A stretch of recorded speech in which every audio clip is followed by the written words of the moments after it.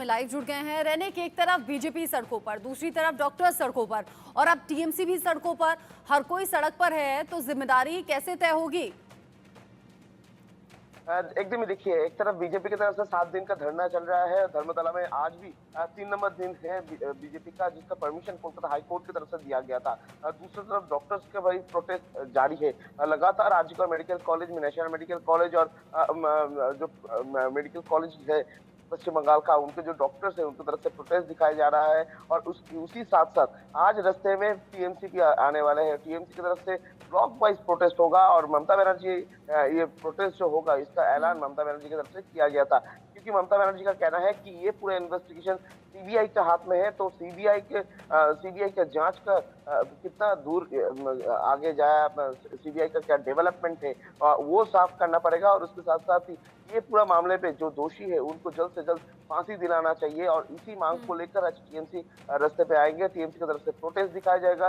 पूरा राज्य पर जो ब्लॉक वाइज प्रोटेस्ट ये टीएमसी की तरफ से किया जाएगा। दूसरी तरफ बीजेपी की तरफ से कहा जा रहा है कि ममता बनर्जी खुद ये जो इसके लिए पूरा जिम्मेदार है। कोलकाता पुलिस का जो इन्वेस्टिगेशन था उसमें क्यों सामने नहीं आया, तो ममता बनर्जी के किसके ऊपर सवाल उठाएंगे, किसके अगेंस्ट पे वो लोग रास्ते में प्रोटेस्ट में निकलेंगे, ये सवाल बीजेपी की तरफ से किया जा रहा है। यानी ये पूरा घटना को लेकर जिस तरीके से लगातार प्रोटेस्ट देश भर में देखने को मिल रहा है, उसी प्रोटेस्ट में टीएमसी का हिस्सा होने को लेकर बीजेपी की तरफ से या ऑपोजिशन पार्टीज की तरफ से सवाल उठाया जा रहा है कि टीएमसी का ये जो प्रोटेस्ट किसके खिलाफ में है। क्योंकि राज्य का मुख्यमंत्री ममता बनर्जी है, राज्य का स्वराष्ट्र दफ्तर वो भी ममता बनर्जी के हाथ में है, राज्य का जो शास्त्र दफ्तर वो भी ममता बनर्जी के हाथ में ही है। तो ममता बनर्जी की तरफ से या टीएमसी की तरफ से किसके खिलाफ पे ये आवाज उठाया जाएगा। माना कि ममता बनर्जी ने केंद्र सरकार को, प्रधानमंत्री मोदी को 2 बार खत लिखा है ताकि कड़े कानून बनाए जाएं रेप और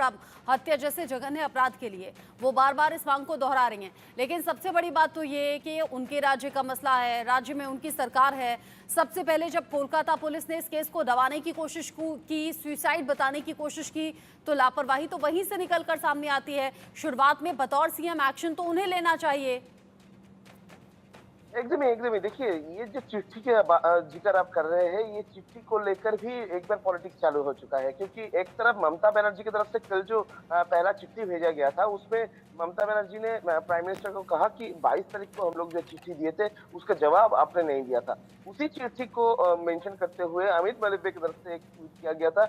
अमित मालवीय डायरेक्टली और एक चिट्ठी अटैच करके वो ट्वीट करके बोला था कि ममता बनर्जी के ये जो चिट्ठी का ये जवाब 25 तारीख को मिल गया था। 25 तारीख को union ministry of women and child welfare association की तरफ से उनको भेजा गया था। उस चिट्ठी में 4 पॉइंट भी मेंशन किया गया था कि फास्ट ट्रैक कोर्ट के लिए, फास्ट ट्रैक कोर्ट अभी देश में लागू है, फास्ट ट्रैक कोर्ट का काम चल रहा है, करीब 2 लाख के ऊपर केसेस फास्ट ट्रैक कोर्ट में चल रहा है, ऐसा एक्सप्लेन भी अमित मालवीय की तरफ से किया गया था। मगर उसको लेकर भी डेरेक ओब्रायन ने उनको ठोक दिया। डेरेक ओब्रायन की तरफ से उसको अमित मालवीय के ये ट्वीट के ऊपर भी पाल्टा ट्वीट कर दिया।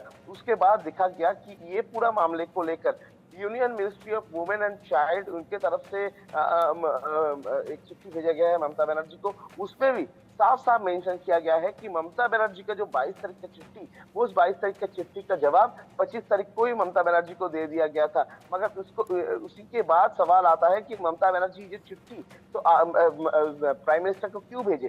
क्या ये पूरा मोर घुराने का कोशिश ममता बनर्जी की तरफ से किया जा रहा है? ये ऐसा दावा बीजेपी की तरफ से, स्टेट बीजेपी की तरफ से किया जा रहा है। क्योंकि लोकेश चटर्जी के साथ जो बातचीत हो रहा था उसमें भी आप देख रहे थे कि लोकेश चटर्जी की तरफ से भी ममता बनर्जी का ये जो चिट्ठी भेजना, उसके साथ ममता बनर्जी का जो बयान देना, जिस तरीके से ममता बनर्जी डायरेक्टली एक पब्लिक मीटिंग से दूसरे स्टेट्स को हिट कर रहे हैं, बीजेपी स्टेट्स को हिट कर रहे हैं, तो इसको लेकर भी बीजेपी एक बार सवाल उठा रहा है ममता बनर्जी का एटीट्यूड के ऊपर।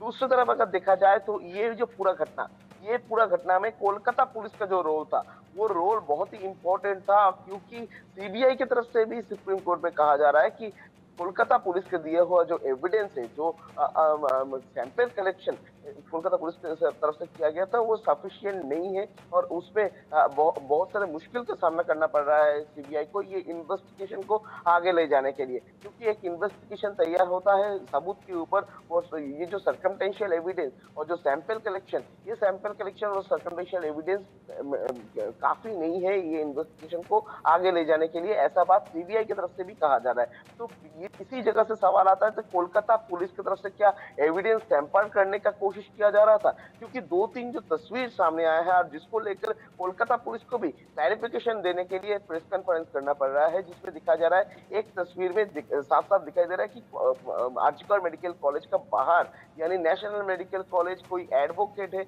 इस तरीके का जो फेसेस वो सेमिनार हॉल के अंदर मौजूद है। दूसरी तरफ कल जो तस्वीर को लेकर कोलकाता पुलिस ने प्रेस कॉन्फ्रेंस किया उसमें दिखाया जा रहा है कि जो कर्टन का बात जो पुलिस की तरफ से किया जा रहा था कि 40 फीट की दूरी पर कर्टन किया गया था, मगर उसमें दिखाया जा रहा है कि जिस जगह में डेड बॉडी पड़ा हुआ है उसके ठीक सामने ही करीब 5 फुट के अंदर पे ये कर्टन किया गया था। उसी जगह से सवाल आता है कि कोलकाता पुलिस बार बार से जो क्लैरिफिकेशन दे रहा है, ये क्लैरिफिकेशन देने का मतलब क्या होता है? क्या कोलकाता पुलिस को भी मालूम है कि जो कर्टन किया गया था वो कर्टन सही तरीके से नहीं था, उसका तस्वीर अभी सामने चला आया है।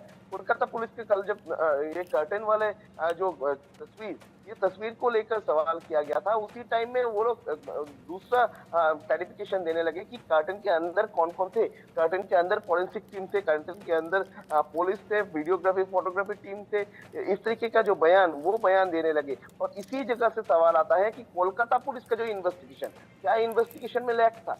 इसी जगह से सवाल आता है कि पहला जो पीओ कोलकाता पुलिस की तरफ से विजिट किया गया था उसको सिक्योर क्यों नहीं किया गया था? जो प्लेस ऑफ ऑकरेंस है उसको सिक्योर रखना पुलिस का पहला जिम्मेदारी होता है, तो उसको क्यों सिक्योर नहीं रखा गया था? और जो एविडेंस है, क्या अगर इतना लोग उधर शामिल रहेंगे तो एविडेंस क्या टैंपर होने का कोई संभावना नहीं रहता है? क्योंकि इस तरीके का जो सवाल कोलकाता पुलिस के इन्वेस्टिगेशन को लेकर सवाल सुप्रीम कोर्ट की तरफ से भी उठाया गया था। सुप्रीम कोर्ट की तरफ से डायरेक्टली कहा गया था कि इतना देरी में एफआईआर क्यों हुआ, ये सवाल भी किया गया था। ईडी केस पोस्टमार्टम होने के बाद क्यों एफआईआर किया गया, ये सवाल भी सुप्रीम कोर्ट की तरफ से किया गया था। तो इसी जगह से एक बार फिर से सवाल आता है कि मुख्यमंत्री ममता बनर्जी जिसके हाथ में स्वराष्ट्र दफ्तर भी है, वो स्वराष्ट्र दफ्तर के अंदर में कोलकाता पुलिस आता है, तो कोलकाता पुलिस का इन्वेस्टिगेशन में अगर गलती हो तो इसका जिम्मेदारी ममता बनर्जी के ऊपर ही आता है। तो इसी जगह से बीजेपी की तरफ से सवाल उठाया जा रहा है, तो ममता बनर्जी किसके खिलाफ रास्ते में प्रोटेस्ट में आ रहे हैं?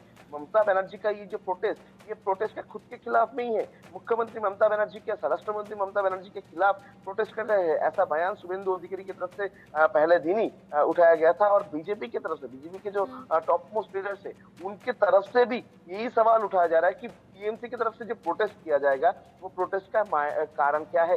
दूसरी तरफ टीएमसी की तरफ से कहा जा रहा है कि ये जो पूरा घटना, ये घटना का अभी जांच सीबीआई की तरफ से किया जा रहा है। सीबीआई पूरा केस का इन्वेस्टिगेशन कर रहा है, तो सीबीआई का केस का इन्वेस्टिगेशन में क्या क्या डेवलपमेंट आया है वो भी अभी तक सामने नहीं आया है, कोई डेवलपमेंट नजर में भी नहीं आया है। तो सीबीआई क्या बैठे हुए हैं और इसी डिमांड को लेकर सीबीआई जांच को जल्दी से जल्दी आगे ले जाया जाए। और जो सवाल बहुत से हैं, सवाल कुछ टीएमसी के हैं, कुछ बीजेपी के हैं, डॉक्टर्स भी अपने सवालों अपनी मांगों को लेकर सड़कों पर हैं। ऐसे में कब होगी सीबीआई जांच पूरी, कैसे अपराधी को लेकर खुलासा और फिर अब सजा का ऐलान हो, इसका इंतजार पूरे देश को है। बाकी जो प्रोटेस्ट चल रहे हैं, रौनक नजर आप बनाए रखिएगा। अभी के लिए आपका बहुत शुक्रिया ये सभी जानकारी दर्शकों तक पहुंचाने के लिए। इसी खबर के साथ छोटा सा ब्रेक।